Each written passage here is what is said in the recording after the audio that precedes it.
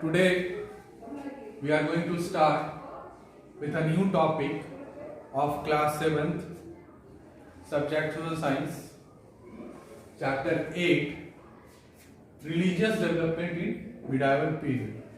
So before we start, you need to understand what we are going to study. Religious development. Religious development कहने का मतलब है कि धार्मिक क्षेत्र में धार्मिक विकास हमारा कैसा रहा। मिडाइवल पीरियड में धर्म की क्या स्थिति थी, रिलीजन का क्या स्थिति था, उस समय कौन कौन से रिलीजन्स हुआ करते थे, कौन कौन से रिलीजन एग्जिस्ट करते थे, हर रिलीजन का क्या कंडीशन था, क्या क्या उसमें प्रोविजंस थे, कौन कौन से हम लोग उसमें फेस्टिवल्स मनाते थे। ये सारी चीजें हम इस चैप्टर में पढ़ने जा रहे हैं। और फिर इसमें ये भी हम देखेंगे कि कैसे जो वो जर्नी रही है हमारी, वहां से लेकर के आज तक का उस समय धर्म का कंडीशन और आज हमारा धर्म का कंडीशन, ये जो जर्नी है ये कैसे किस तरीके से इसका विकास हुआ, डेवलपमेंट। तो take out page number 94। The medieval period has a great importance in the religious development of India। कहता है यहाँ पे कि medieval period के समय जो religious development हुए वो बहुत तेजी से हुए। During this period, many religious ideas and practices came into existence and have deeply influenced the life of the people for centuries।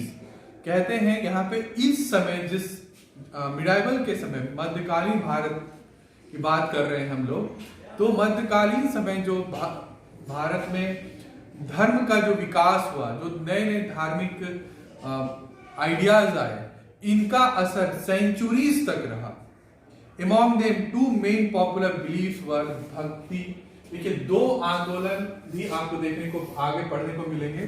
दो आइडियाज हम यहाँ पे डिस्कस करें, दैट इज भक्ति idea and another is Sufi idea. These religious moments have been evolved since the 8th century AD, और ये सारे के सारे 8th century AD से इवॉल्व हुए।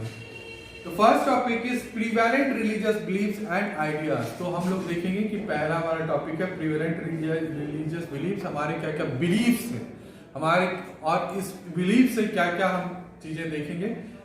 People worship different God's. उस समय क्या था कि बहुत सारे गॉड्स का हम लोग वर्शिप करते थे, gods and goddesses.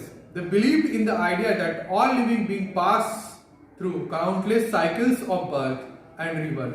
पुनर्जन्म का कॉन्सेप्ट कहते हैं हमें, कि इसमें जन्म और पुनर्जन्म का कॉन्सेप्ट था। लोगों का ये बिलीव था कि लोगों का जन्म होता है और फिर लोगों का पुनर्जन्म भी होता है, मृत्यु के बाद पुनर्जन्म का भी कॉन्सेप्ट पे लोग बिलीव करते थे। People could be free from these vicious cycles by performing good deeds. जैसा आज लोगों का मानना है कि आप इस जन्म और पुनर्जन्म के साइकिल से तभी बाहर निकल सकते हो जब कुछ अच्छे कर्म करेंगे हम, तो उस समय भी लोगों का मानना सेम था। They also believed that all human beings were not equal even at birth। They believed that social privileges came from birth in a noble family or a high caste। उनका ये मानना था कि आप किसी भी धर्म में जन्म लें, मगर आप बचपन से ही प्रिविलेज्ड नहीं हो जाएंगे, आपको सुविधाएं नहीं मिल जाएंगी, उसके लिए आपको धनी परिवार में जन्म लेना होगा, हाई कास्ट में जन्म लेना होगा, ये उनका मानना था। अब now we are going to discuss about the first moment, the bhakti moment. Bhakti means a person's loving devotion to his or her chosen deity। देखिए भक्ति का क्या मतलब होता है, यहाँ पे भक्ति का मतलब बताया गया है। Now we are going to discuss about bhakti moment।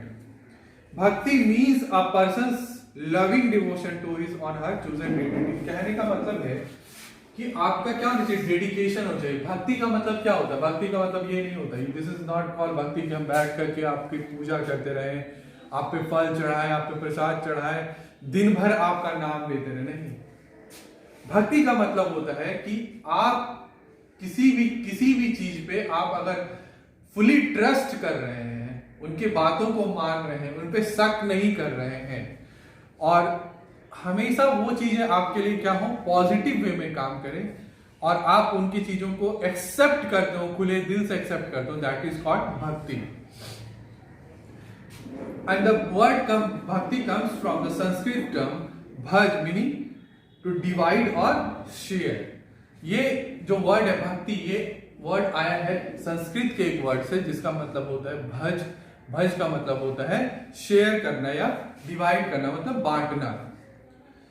भक्ति इज अ टोटल सरेंडर, है ना. अभी जैसे हमने डिस्कस किया, bhakti is a total surrender of the self to God.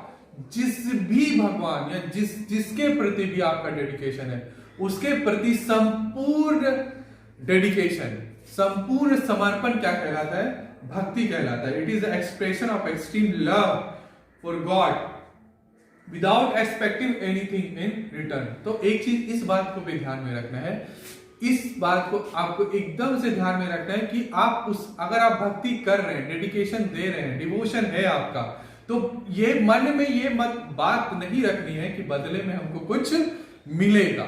इस बात का भी ध्यान रखना है, तभी आप सही तरीके से किसी की भक्ति कर रहे हैं. The bhakti movement began in south India around the 7th century AD and gradually spread to different parts of the country. ये भक्ति मूवमेंट स्टार्ट कहाँ होता है, साउथ इंडिया के साउथ पार्ट में, और 7th century AD में स्टार्ट होता है और धीरे धीरे ये पूरे इंडिया में फैलता है. द डिटीज मीन्स हो गया god, like Shiva, Vishnu, Durga, they are now worshipped through bhakti. और हम लोगों ने इसी समय भगवान की जो पूजा करते हैं, इन लोगों को उसमें पूजने लगे, अलग अलग नाम से, अलग अलग कर्म से, तरीके से हम लोगों ने अलग अलग भगवान का पूजन शुरू कर दिया. Now there are certain features of bhakti movements also. We will discuss in next class. Now write down a question. कि what do you understand by bhakti, and discuss about some provisions under bhakti movements, and further we will discuss in the next class. Thank you everyone.